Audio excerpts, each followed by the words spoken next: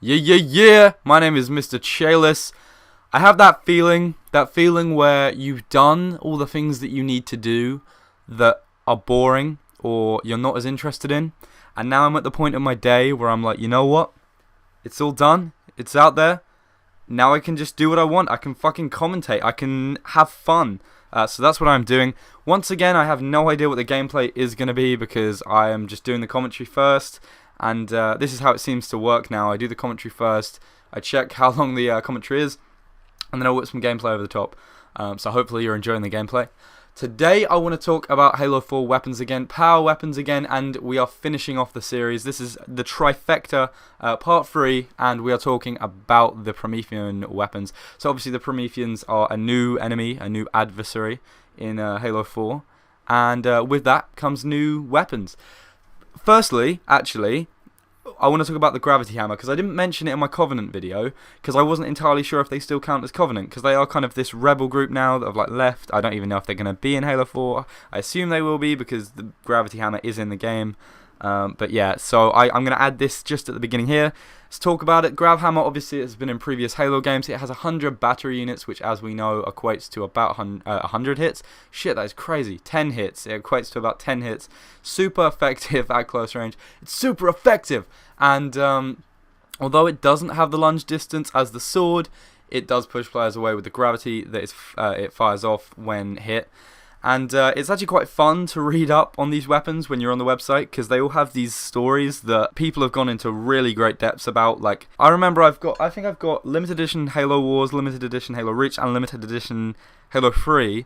So I basically got all the limited editions. But if you actually read some of the stuff in those limited editions, there is complete background story to everything. They do not fuck about.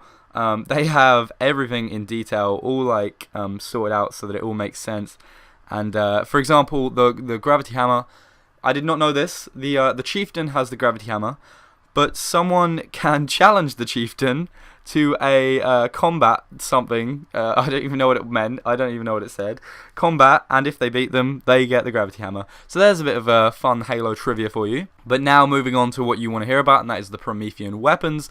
The first weapon being the scatter shot. Hopefully you have seen a lot of gameplay from this. I don't know if there will be any in the gameplay you are seeing now, but I'm sure that there is some in my other gameplays, so if you want to watch those. The scatter shot is the equivalent of the shotgun, but it fires multiple shots in one, hence the name scatter shot. Each round has 5 shots, and the gun is definitely a close range weapon, as the reticle is too big to hit things from a distance. What I found with this gun is that it is really super effective if you are near someone. It's a very good gun. I feel like it has a bit more distance than the shotgun, even though the reticle is bigger. But then from a distance, you're not going to hit anyone, which kind of sucks. But then again, it's a close range weapon, so you have to expect that. I found it is really powerful though, so it's definitely it will be a good secondary weapon if you've got a DMR or a BR or something like that. So if you want that as your secondary, rather than I don't think it will work as a primary, unless maybe you've got a armor ability that allows you to kind of get around the map quickly, sneakily, and then you can get up behind players and flank them. That might work. I suppose we'll see when the game comes out. Next weapon is the binary rifle. This is the only Promethean weapon that I did not get to use. It has a 2-round feed system, which I believe means that it will be the same as the beam rifle, with a cooldown and the ability to shoot twice quickly or time your shots so that you can shoot for a longer without having to wait. Which is cool because the beam rifle has a really cool mechanism, as obviously if you don't spam, then you get the reward of being able to snipe more, if that makes sense. Which I'm glad that they have put in the binary rifle. The thing to note about them adding the binary rifle means that there is now 3 snipers, which I can only see as a good thing. I love the sniper rifle. I've loved the sniper rifle in all previous Halo games. It's just an awesome weapon, super fun, really powerful, and adding a new one, for one, it means that there is more chance of getting a sniper in an ordnance drop, but it also gives more variation to the guns and just the game in general, which is a good thing, obviously. And we are now on the last gun of this entire series, and any gun that I will be talking about in Halo 4, because this is the last one, sadly. And this gun is the incineration cannon. So I kind of want to read you what it says on the website about the exact kind of description of the incineration cannon, just because it's fun to do this, and I want to kind of read you this and then give my reflection of that.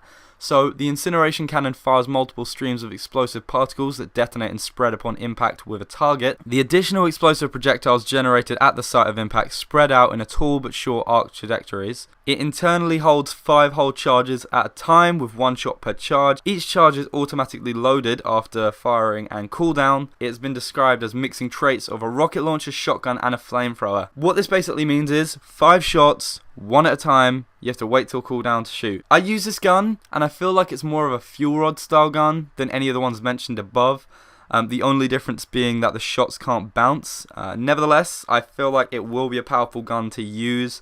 And I think we'll predominantly see it in big team games as well as kind of a central power weapon for people to get. And I imagine it will be extremely good against vehicles as well. Definitely not going to be a gun that you want to like go near people when they have it. Just a quick note, all these guns aren't like, I don't feel like they're novelty, because I feel like sometimes when guns are added to games, people are just like, well, they've added that just because it's like, oh, they added a new gun, let's buy the game. It's like improved. I feel like these are actually all adding to the game. Like they're not, it's not being just added for the sake of it. They all have new features, different mechanics, and I think they're going to play well in game and just add something to it, add something to the experience. Like the scatter shot has got a completely different like shot style to any other gun that we've seen. The extra sniper is just, it looks cool. It's definitely aesthetically different as well as different to the majority of other guns. And then the incineration cannon is definitely a new kind of explosive weapon that we haven't seen before, and it differs in that way. So I'm glad that they're adding all of these. I know that some people might be like, well, just stick to the old guns. I really am glad that they are adding these guns. Hopefully you are too. I hope you have enjoyed the video. If you did, be sure to give me a thumbs up and a comment, and maybe even subscribe if you want to see more Halo 4 videos. My name has been Shay. I once needed a chicken to death. That sounded weird if you didn't think I was talking about the Halo Needler. Yeah, okay, I'm out. Bye.